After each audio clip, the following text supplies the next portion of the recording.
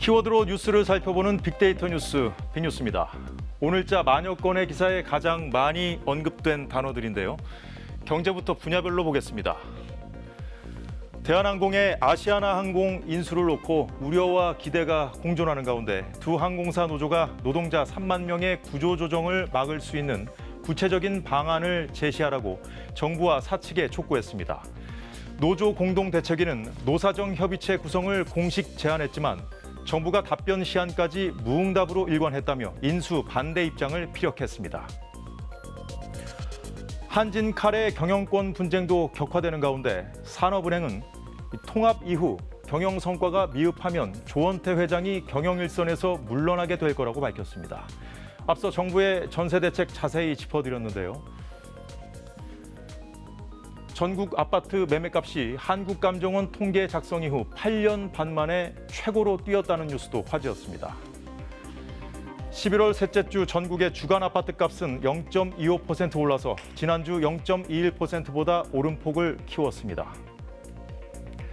정치 뉴스 키워드에선 청와대 연관 뉴스 중에 전직 야구 선수에게 남편이 폭행을 당해 지적 장애 판정을 받았다며 남편의 억울함을 풀어달라는 청원과 최근 어린이집에서 안전사고로 6살 아들을 잃은 엄마가 원화 대비 보육교사 비율을 증원하는 법 개정이 필요하다고 호소한 청원이 눈에 띄었습니다.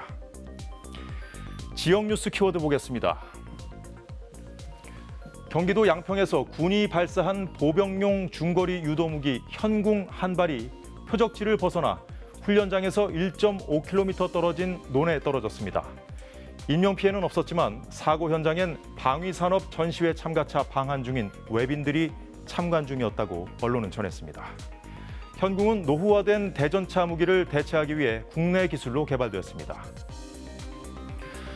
충청남도 행정사무감사 과정에서 공무원들에게 고함치고 막말을 한 도의원이 여론을 의식해서 공개 사과했다는 소식도 눈길을 끌었습니다. 다음은 국제뉴스 키워드인데요. 화이자와 모더나가 개발 중인 코로나 백신에 세계 각국의 관심이 집중된 가운데 미국 정부가 백신 접종을 올해 안에 시작할 계획인 것으로 알려졌습니다. 앨릭스 에이자 미국 보건복지부 장관은 코로나 백신 개발 프로그램 초고속 작전을 브리핑하면서 안전하고 효과가 뛰어난 2개의 백신을 몇 주 안에 배포할 준비가 됐다고 말했습니다. 끝으로 사회면인데요. 경비원과 운전기사 등을 상습 폭행한 혐의를 받는 이명희 씨에 대해 법원이 항소심에서도 1심과 같은 징역 2년에 집행유예 3년을 선고했습니다.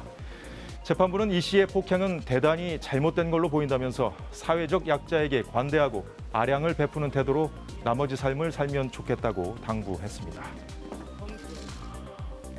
법무부가 윤석열 검찰총장에 대한 대면 조사 계획을 일단 취소했다는 소식도 주요 뉴스였습니다. 오늘 빅뉴스는 여기까지고요.